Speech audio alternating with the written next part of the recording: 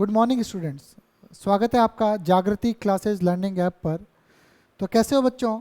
पिछली कक्षा में अपन ने पढ़ा था, क्या पढ़ा था कि एक चालक पर बल, क्या पढ़ा था? चालक पर बल या चालक पर दाब या अपन कह सकते हैं विद्युत दाब, ये सब अपन ने पढ़ा था और मैंने बताया था कि ये सवाल राजस्थान बोर्ड में आ चुका है। अब अगला जो टॉपिक है, ये नए ऐड किए गए थे राजस्थान बोर्ड में। अगला जो टॉपिक है विद्युत क्षेत्र के एकांक आयतन में संचित ऊर्जा। तो आसान से टॉपिक है, ज़्यादा कठिन नहीं है। विद्युत क्षेत्र की एकांक आयतन में संचित ऊर्जा, विद्युत क्षेत्र के एकांक आयतन में संचित ऊर्जा। तो विद्युत क्षेत्र के एकांक आयतन में संचित ऊर्जा, और इसको ऊर्जा घनत्व भी बोलते हैं, आप याद रख सकते हो। अगर ऊर्जा घनत्व के रूप में सवाल आए तो भी कर सकते हो, इसे ही ऊर्जा घनत्व भी बोलते हैं। तो प्यारे बच्चों, यहाँ क्या है, इसको अपन एक बार रीडिंग लगा लेते हैं। कहानी क्या है कि देखो, विद्युत क्षेत्र के एकांक आयतन में संचित ऊर्जा, एकांक आयतन में ऊर्जा की बात कर रहे हैं। किसके? विद्युत क्षेत्र के। कि किसी भी आवेशित चालक की सतह पर अभिलंबवत बाहर की ओर विद्युत क्षेत्र बल उपस्थित रहता है। पिछली कक्षा में अपन ने देखा था, कि एक विद्युत बल उपस्थित रहता है जो कितना होता है, सिग्मा स्क्वायर बटा 2 एप्सिलॉन नॉट ds, ऐसा कुछ होता है भाई। डी बराबर sigma square upon 2 epsilon not into ds। तो क्या है कि अभिलंबवत बाहर की ओर, जैसे ये है, इसके बाहर की ओर अभिलंबवत एक बल कार्य करेगा। बात आ रही समझ में? अभिलंबवत क्या करेगा? बाहर की ओर एक बल कार्य करेगा। तो उसी बल है तो दाब भी होगा, तो इस पे एक दाब भी कार्य करेगा। क्या कार्य करेगा? दाब भी कार्य करेगा। क्लियर भाई? तो बल भी कार्य करेगा और दाब भी कार्य करेगा। ठीक है भाई, दोनों चीज। तो अपन कह सकते हैं बल उपस्थित है। चालक पर आवेश की मात्रा बढ़ाने, कैसे कैसे बढ़ेगा? या तो चालक पर आवेश की मात्रा बढ़ा दो, मतलब इस पे आवेश की मात्रा बढ़ा दो। क्लियर? तो अगर आपने इस पे आवेश की मात्रा बढ़ा दी तो क्या होगा? ये फैलने की कोशिश करेगा, क्योंकि क्या है, पॉजिटिव पॉजिटिव प्रतिकर्षण होगा। क्लियर? तो या तो इसके आवेश की मात्रा बढ़ा दो, ठीक है, और या फिर क्या करो, विद्युत क्षेत्र के आयतन में वृद्धि कर दो। विद्युत क्षेत्र का जो आयतन है उसमें आप क्या कर दो? वृद्धि कर दो। मतलब ये विद्युत क्षेत्र यहाँ जो सब जगह होगा, इसके आयतन में वृद्धि कर दो। तो इस बल के, ये जो बल लगाएगा उसके विरुद्ध अपने को क्या करना पड़ेगा? इस बल के विरुद्ध काम करना पड़ेगा। जैसे मान के चलो फॉर एग्जांपल, ये प्लस है, ये बल इधर लगा रहा है। अपन ने देखा था पिछली कक्षा में, अपन ने देखा था ना, एक इस तरह से सी बना था और एक टुकड़ा इधर आया था, और इस टुकड़े पे ये वाला टुकड़ा जो है, सी वाला टुकड़ा है, इस टुकड़े पे इधर की ओर एक बल लगा रहा था।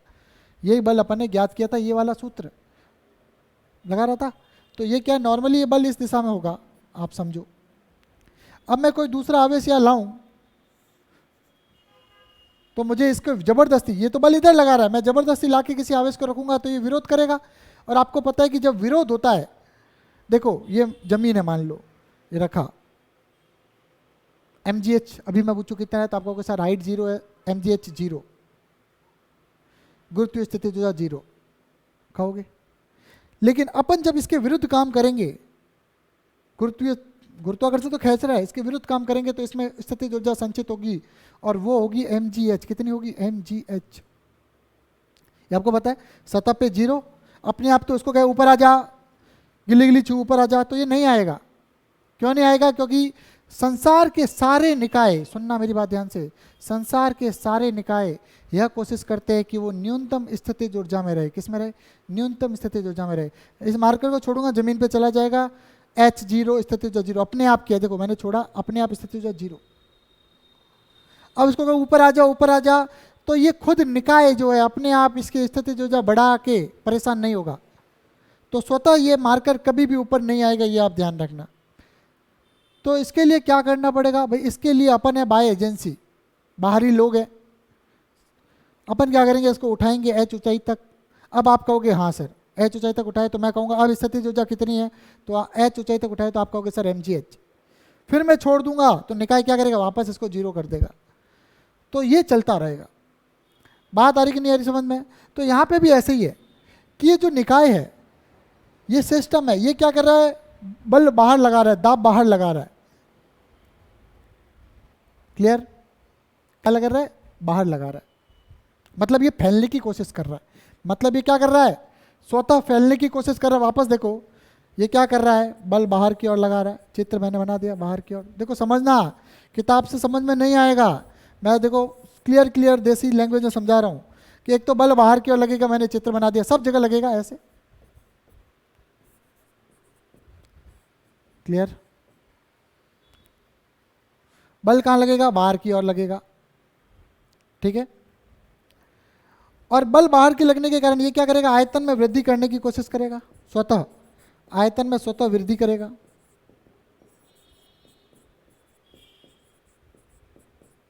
बल बाहर लगेगा इसलिए आयतन में स्वतः वृद्धि करेगा, दो चीजें।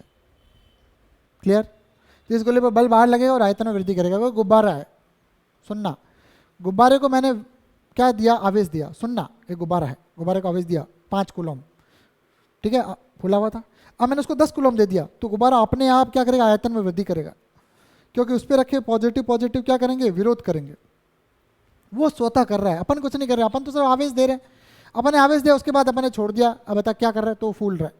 और ज़्यादा आवेश दे देंगे तो फट जाएगा, क्यों, क्योंकि वो इतना झेल नहीं पाएगा। क्या हो जाएगा, इतना झेल नहीं पाएगा, फट जाएगा। बात गुब्बारे में आपको पता है, हवा ज़्यादा बढ़ते फट जाता है ना, तो जैसे जैसे गुब्बारे पे आप आवेश बढ़ाते जाओगे तो एक लेवल पे गुब्बारा फट जाएगा। क्यों, क्योंकि उस पर देखो एक पॉजिटिव, उस पर दूसरा पॉजिटिव, 2 पॉजिटिव तो ठीक है, तीसरा और रख दिया तो और फैलेगा, दूर दूर होंगे ना, पॉजिटिव पॉजिटिव प्रतिकर्षण। चौथा और रखेंगे, 5वां और रखेंगे, छठा और रखेंगे, तो धीरे धीरे आवेश बढ़ते जाएंगे, एक दूसरे का विरोध करेंगे, समान आवेश, और आखिर में गुब्बारा फट जाएगा। क्या होगा, फट जाएगा।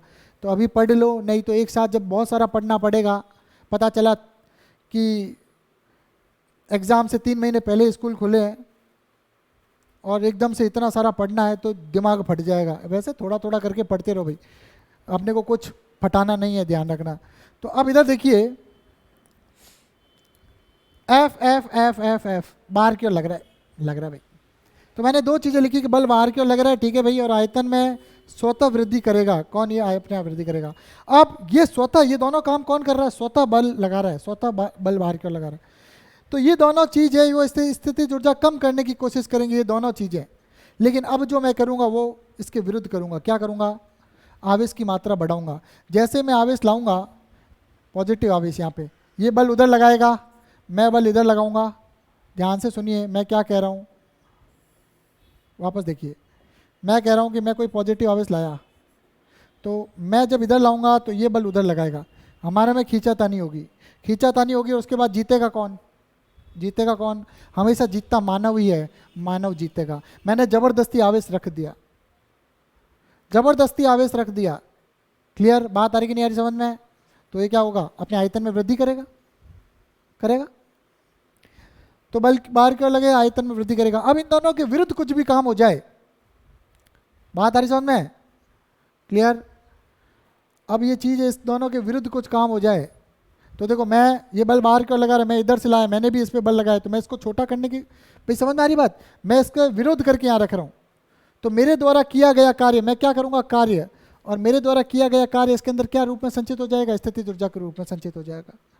या मैं इस गोले को दबा के, जो स्वतः अपने आयतन में वृद्धि करना चाह रहा है, मैं इस गोले को दबा के छोटा करना चाहूँ तो भी मेरे को कार्य करना पड़ेगा, और मेरे द्वारा किया गया कार्य स्थितिज ऊर्जा के रूप में संचित हो जाएगा। तो 2 चीज़ें लिखी है, यदि आप इस पर आवेश बढ़ाओगे तो बाह्य कार्य करना पड़ेगा, और आप विद्युत क्षेत्र के आयतन में वृद्धि करना चाहोगे तो भी आपको बाह्य कार्य करना पड़ेगा, और इन दोनों में आपको बाह्य कार्य करना पड़ेगा, विरुद्ध कार्य करना पड़ेगा, और यह किया गया विरुद्ध कार्य क्या है, ऊर्जा के रूप में संचित होता है। वापस ध्यान से, 2 चीज़ें ऑटोमेटिक है, मैं अगर इस पर आवेश बढ़ाऊंगा या मैं इसके आयतन में क्या करूंगा, वृद्धि करने की कोशिश करूंगा, आयतन में वृद्धि करने की कोशिश करूंगा, तो क्या होगा, तो जो है इसके विरुद्ध काम करना पड़ेगा, और जब विरुद्ध कार्य करेंगे तो विद्युत से जो कार्य है वो स्थितिज ऊर्जा के रूप में संचित हो जाएगा। यहाँ तक चलो, ये यहाँ तक बता दिया, इतना चित्र बनाना है आपको एग्जाम में। अब आगे बढ़ते हैं, क्या क्या है कैसे है। तो अब मैं क्या कर रहा हूँ, मैंने बात की कि गोले की सतह पर बाहर की ओर दाब कितना लगेगा। गोले की सतह पर, अब आसान है, सतह पर बाहर की ओर दाब P बराबर सिग्मा स्क्वायर बटा 2 एप्सिलॉन नॉट, यह आपने पिछली कक्षा में देखा होगा। तो गोले की सतह पर बाहर की ओर बल तो कितना होगा, ए बराबर पी ए, तो ए बराबर ये हो गया 2, ए बराबर पी की जगह लेगा sigma square upon 2 epsilon not, और एरिया कितना है, गोले की त्रिज्या कितनी है आर, तो 4 पाई आर स्क्वायर। बल आ गया भाई, बल आ गया, बल आ गया, बल आ गया। बल कितना आया, sigma square upon 2 epsilon not 4 pi r square, इतना आ गया भाई। अब देखिए इस बल के विरुद्ध गोले को अपने को संपीड़ित करना पड़ेगा, इस बल के विरुद्ध गोले को संपीड़ित करना पड़ेगा, तो अपन लिखेंगे इस बल के विरुद्ध गोले को डी आर संपीड़ित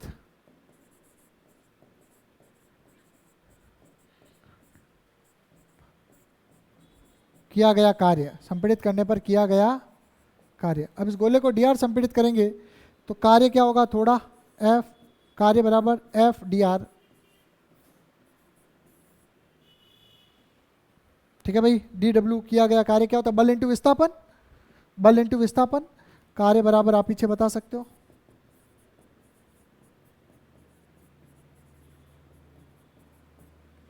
बल इंटू विस्थापन। तो आपको पता है कि अपन जब बल लगा रहे हैं, सुनना क्लियर, दूसरा कलर ले लूँ, हाँ, तो देखो अपन ने इसको बल लगाया इधर और डी आर संपीड़ित भी किया इधर, बल भी अपन ने इधर लगाया और डी आर संपीड़ित भी किया। बल कितना लगाना पड़ेगा, जितना ये बाहर की ओर लगा रहा है उतना का उतना बल लगाना पड़ेगा, तभी कोई चीज़ मूव होती है ना। अगर कोई 10 न्यूटन इधर लगा रहा है, 10 न्यूटन इधर लगा रहा है, तो मैं 10 न्यूटन इधर लगाऊंगा तभी ये तो एक बार रुकेगी और फिर दूसरी तरफ बढ़नी शुरू होगी कम से कम।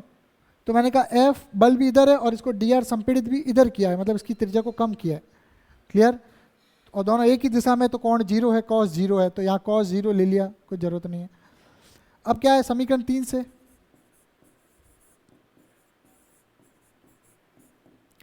तो डी डब्ल्यू कितना हो गया, sigma square upon 2 epsilon not 4 pi r square d r.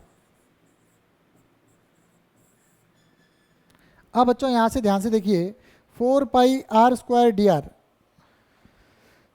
तो संपीड़न के कारण गोले के आयतन में भी चेंज होगा, ठीक है। तो आयतन कितना होगा बताओ।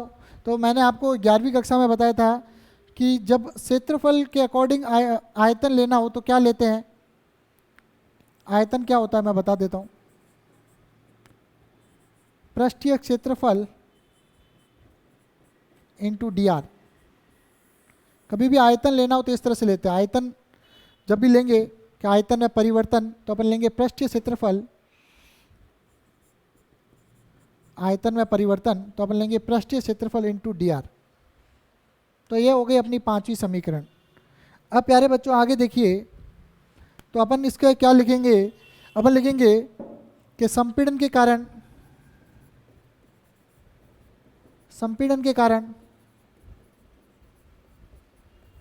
गोले के आयतन में कमी, तो संपीड़न के कारण गोले के आयतन में कमी कितनी होगी, dv 4 pi r square d r. तो यहाँ पिछली समीकरण में अपना नंबर कितना था 5, तो यहाँ अपन क्या डाल देंगे 5 के बाद 6। जब अपन ने 6 डाल दिया तो समीकरण 5 और 6 से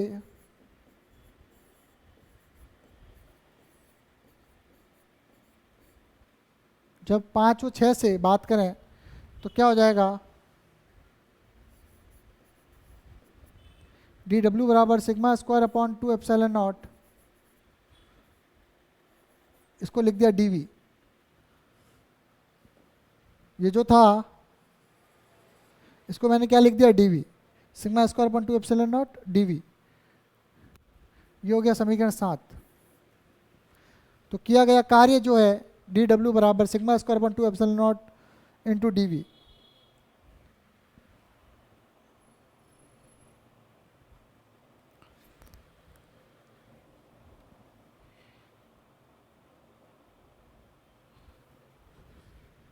अतः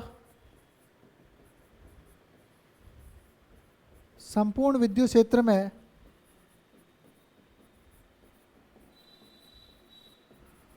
संचित ऊर्जा बराबर किया गया कार्य।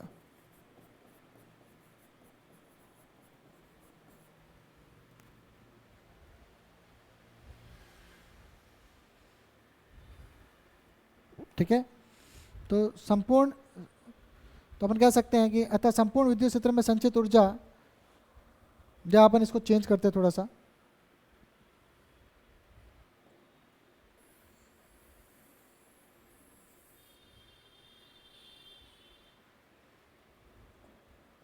तो डी डब्ल्यू बराबर sigma square upon 2 epsilon naught D V, ये हो गया। अतः संपूर्ण कार्य क्या हो जाएगा, ये तो हो जाएगा W, ये हो जाएगा sigma square upon 2 epsilon not, और ये हो जाएगा dV। क्या हो जाएगा, dV।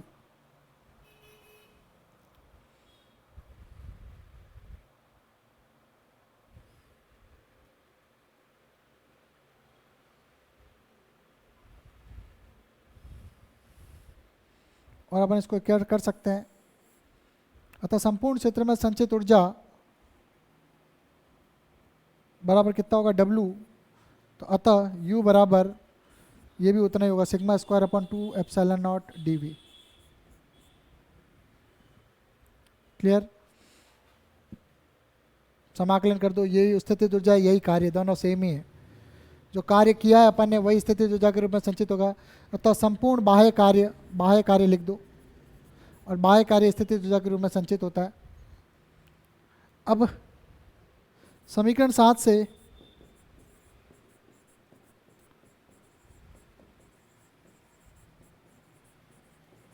एकांक आयतन में संचित ऊर्जा,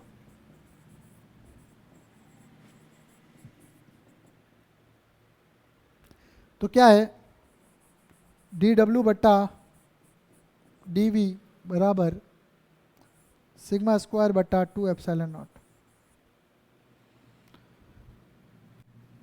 तो एकांक आयतन में संचित ऊर्जा डी डब्ल्यू बट्टा डी वी नीचे आ गया, तो sigma square upon 2 epsilon not, अर्थात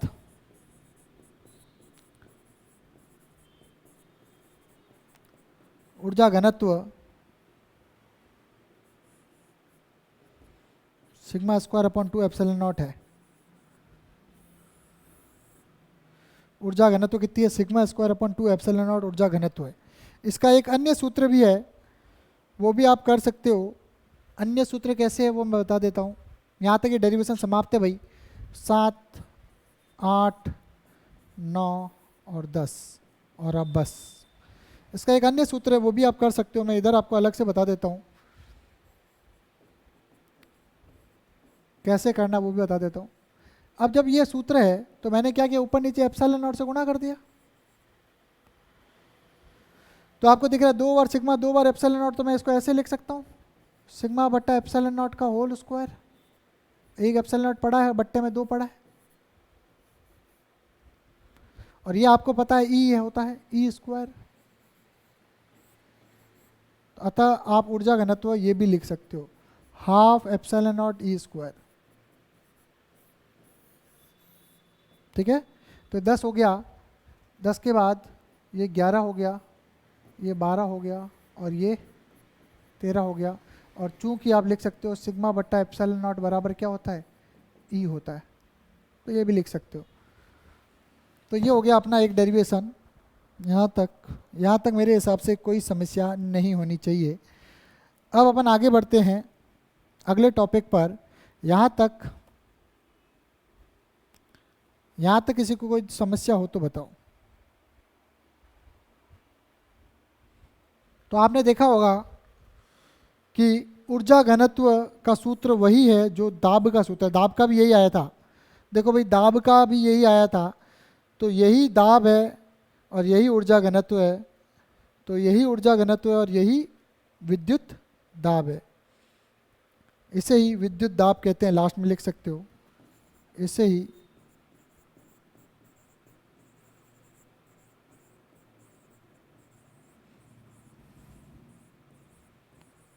इसे ही विद्युत दाब कहते हैं। यहाँ तक मेरे हिसाब से किसी भी बच्चे को कोई दिक्कत, कोई समस्या नहीं होनी चाहिए। तो अब अपन आगे बढ़ते हैं। अगला टॉपिक है, यहाँ तक एक बार वापस देख लो डेरिवेशन को, फिर अपन अगला टॉपिक करते हैं। इस चैप्टर का अंतिम टॉपिक हो जाएगा। उसके बाद आयतन में परिवर्तन क्या होता है, पृष्ठीय क्षेत्रफल इनटू डी आर। ठीक है।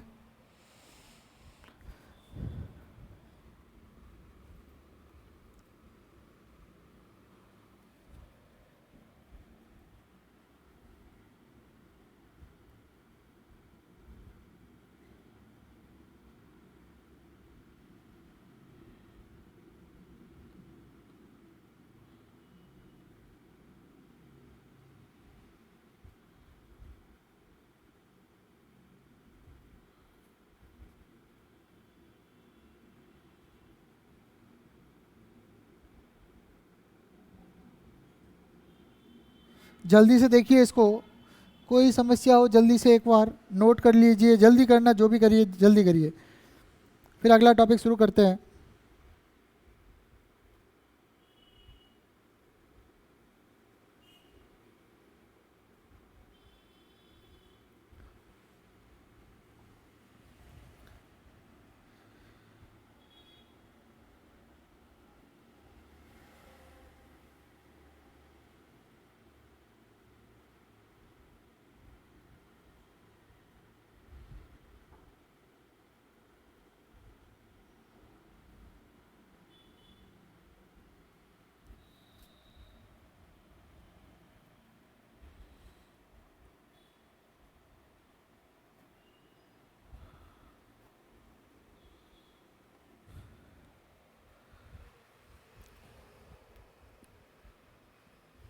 अगला टॉपिक,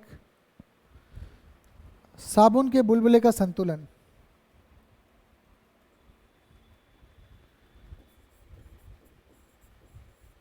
साबुन के बुलबुला, तो साबुन के बुलबुले का संतुलन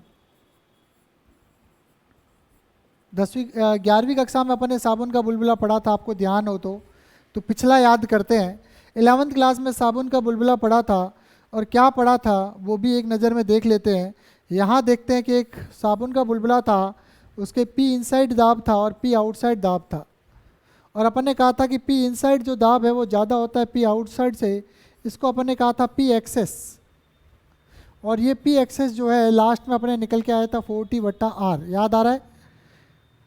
ये 11वीं कक्षा का था कि साबुन का बुलबुला है, उसके अंदर दाब पी इनसाइड था और बाहर पी आउटसाइड था।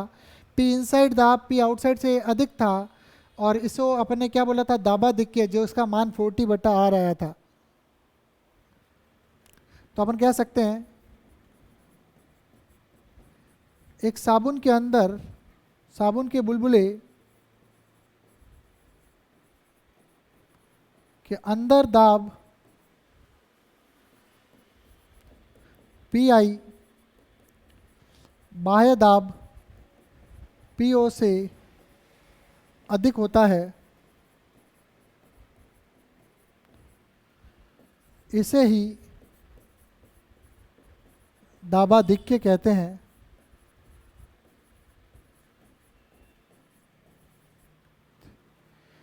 जैसे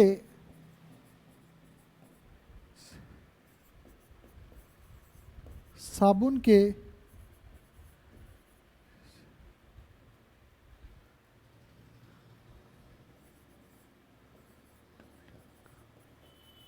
पृष्ठ तनाव संतुलित करता है,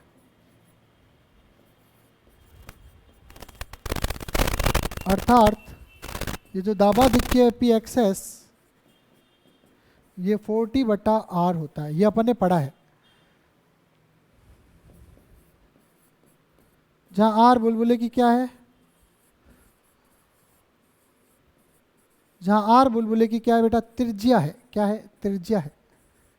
तो ये एक अपने हो गया क्लियर। ये 11वीं कक्षा का अपन ने पढ़ा है, कुछ नहीं है 11वीं कक्षा में जो पढ़ा है मैंने लिखा है। अभी तक 12वीं का कुछ आया नहीं।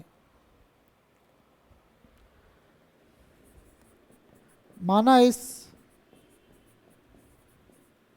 साबुन के बुलबुले को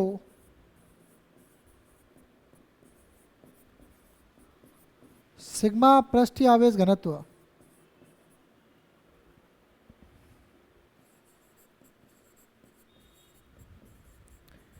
घनत्व देते हैं तो इसकी सतह पर या इसके पृष्ठ पर बाहर की ओर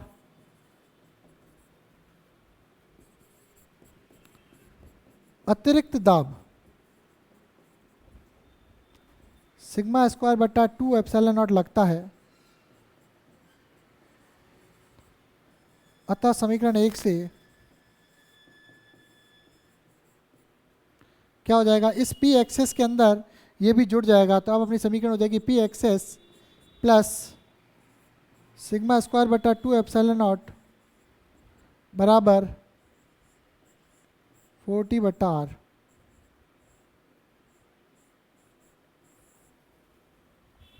P excess plus sigma square upon 2 epsilon not बराबर 40 बटा आर। तो यहाँ तक हो गया। तो अपने जैसे इसको सिग्मा पृष्ठीय आवेश घनत्व दिया या सिग्मा पृष्ठीय आवेश घनत्व से आवेशित करते, लिख दो, से आवेश देते हैं, से आवेश देते हैं, तो इसकी पृष्ठ पर बाहर की ओर अतिरिक्त दाब सिग्मा स्क्वायर बटा 2 एप्सिलॉन नॉट लगता है। अतः समीकरण 1 से तो ये जो देखो दाब में अंतर कितना था, देखो पहले देखो सुनना, इसको उदाहरण से समझना, सुनना। अंदर दाब है 10, बाहर दाब है 6, अंतर कितना हुआ 4। 4 को कौन संतुलित करता है 40 बटा आर। सुनना, अंदर दाब था 10, बाहर था 6, दोनों का अंतर है 4, और 4 को कौन 40 बटा आर संतुलित करता है। अब क्या हुआ, जैसे अपन ने आवेश दिया अंदर और आ गया दाब, मान के चलो अंदर आ गया दाब 8। अब अंदर से बाहर की ओर दाब ज़्यादा है, तो मान के चलो अंदर दाब कितना हुआ 18, बाहर कितना है 6, अब कितना है 12। अब इस 12 को 40 बटा आर क्या पता संतुलित कर पाए या नहीं कर पाए। अगर जब ये नहीं कर पाएगा तो फट जाएगा, नहीं कर पाएगा तो फट जाएगा। बात आ रही कि नहीं आ रही समझ में। तो अंदर से और दाब लग रहा है एक्स्ट्रा, पहले जो संतुलित ठीक है, अब एक्स्ट्रा। तो पहले 40 बटा आर पी एक्सेस को संतुलित कर रहा था, इन दोनों के अंतर को, लेकिन अब एक एक्स्ट्रा आ गया, वो भी पी एक्सेस में जुड़ के अब उसको ये संतुलित कर रहा है। बात आ रही कि नहीं आ रही समझ में। मैंने क्या कहा, 40 बटा आर तो फिक्स है, 40 बटा आर तो क्या है फिक्स है, ये इसको संतुलित कर लेता है, ठीक है।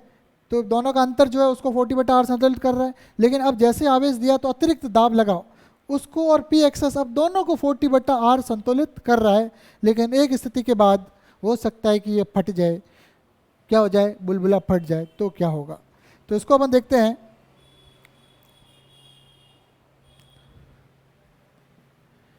यदि बुलबुले को लगातार आवेशित करते हैं, बुलबुले को क्या करते हैं भाई, लगातार आवेशित करते हैं। मतलब समझ रहे हो, बुलबुला है, एक बार आवेश दिया, 2 बार आवेश दिया, 3 बार आवेश दिया, 4 बार आवेश दिया, 5 बार आवेश दिया, तो आखिर में तो फटेगा। मैंने कहा ना, जैसे जैसे आवेश दोगे वो फूलता जाएगा, बड़ा होता जाएगा और फट जाएगा। तो यदि बुलबुले को क्या करते हैं, लगातार बुलबुले को लगातार अपन आवेश देते रहते हैं, तो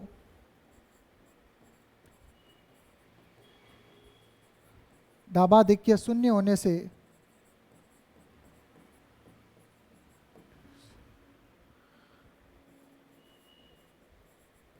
गुब्बारा फट जाता है। तो अपन क्या इसकी एक और तीसरी समीकरण भी बना लेते हैं। पी एक्सेस, पहले इसको सेलेक्ट करके नीचे ले आते हैं पहले। तो अपन क्या लिख सकते हैं, पी एक्सेस बराबर ये, तो पी एक्सेस का सूत्र क्या हो गया 40 बटा आर माइनस सिग्मा स्क्वायर बटा 2 एप्सिलॉन नॉट, ठीक है। तीसरा समीकरण, ये तीसरा समीकरण हो गया। अब कह रहे हैं कि भाई यदि बुलबुले को लगातार आवेशित करते हैं तो दाब आदि के शून्य होने से गुब्बारा क्या हो जाता है, फट जाता है।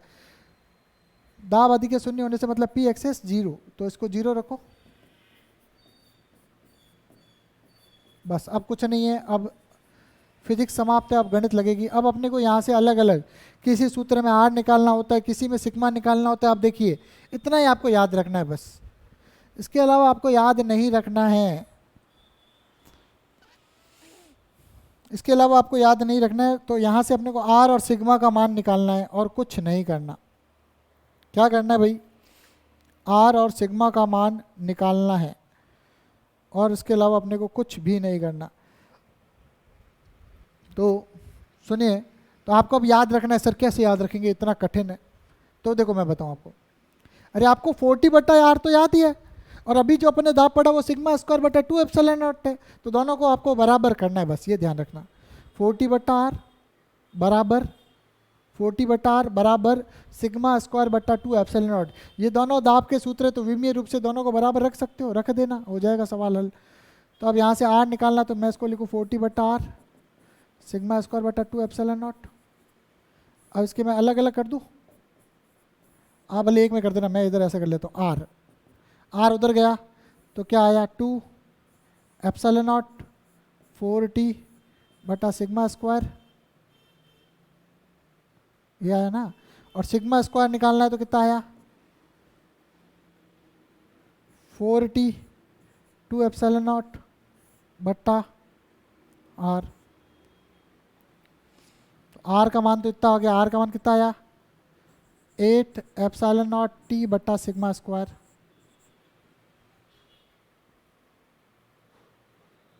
यहाँ तक किसी को दिक्कत है क्या, ये आर का मान आ गया भाई। अगर आपको टी और सिग्मा का मान दिया हुआ हो तो आप आर का मान निकाल सकते हो, बस समाप्त, इजी है। सिग्मा स्क्वायर का मान, तो इसको सॉल्व कर दो, ये हो जाएगा 8 एप्सिलॉन नॉट टी बटा आर और अंडरूट आ जाएगा ऊपर। अब चाहते हो आप क्या चाहते हो, अब आप चाहते हो कि भाई मैं आवेश भी निकाल लूँ, तो भी कर सकते हैं।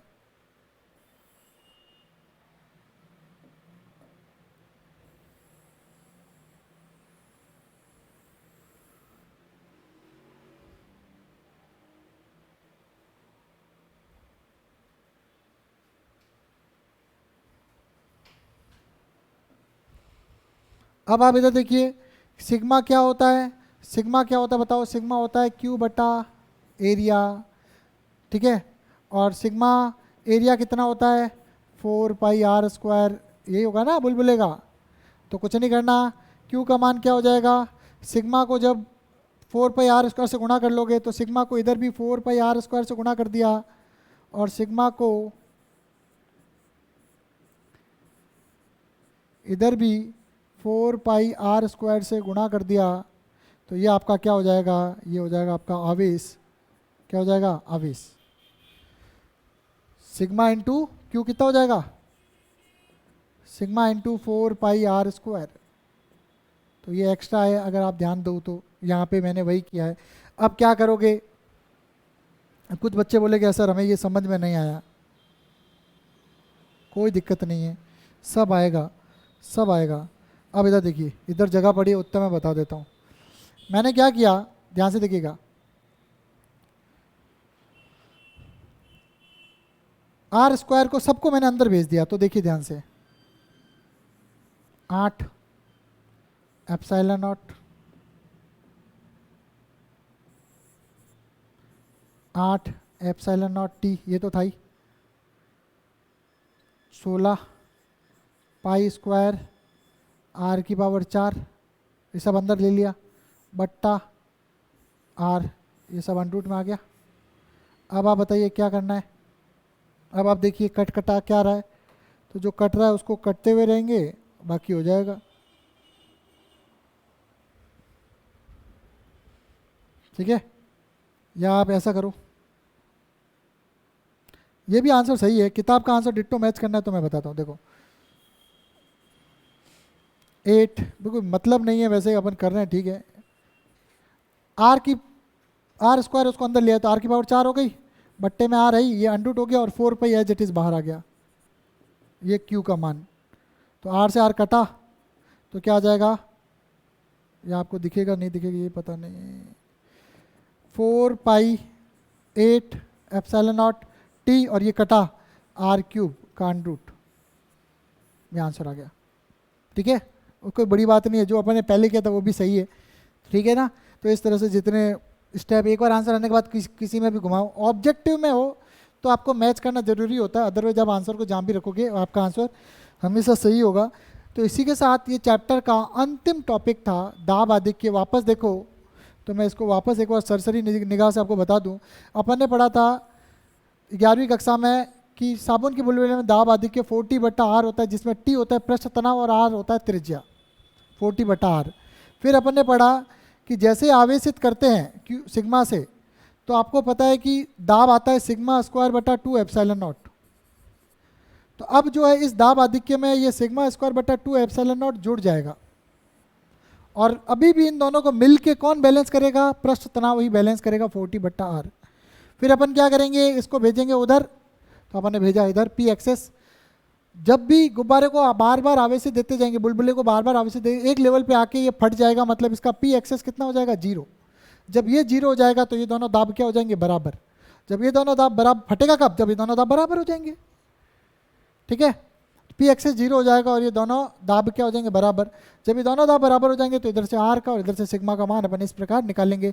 आप कभी भी ये मान याद मत करना, आप कभी भी ये, आप हमेशा ये याद करना, ये याद रखना, मैं बार बार बोल रहा हूँ, ये याद रखना आसान भी है कि आपको पता है 40/r और आपको पता है σ²/2 एप्सिलॉन नॉट।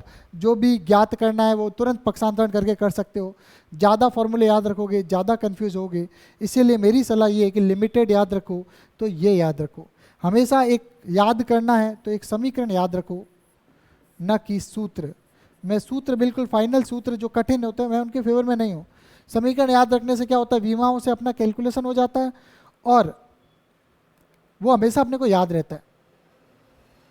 क्लियर। अब ये आप इसको क्या याद करोगे, भूलोगे।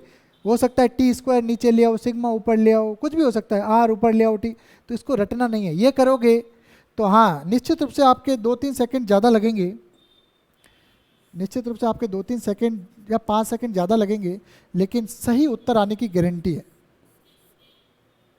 ठीक है, तो प्यारे बच्चों इसी के साथ ये चैप्टर समाप्त हुआ। अगली कक्षा में इसके न्यूमेरिकल करेंगे। फिर मिलते हैं इसी समय कल, और जितना आपको पढ़ाया गया है आप घर जाके अवश्य पढ़ें। धन्यवाद।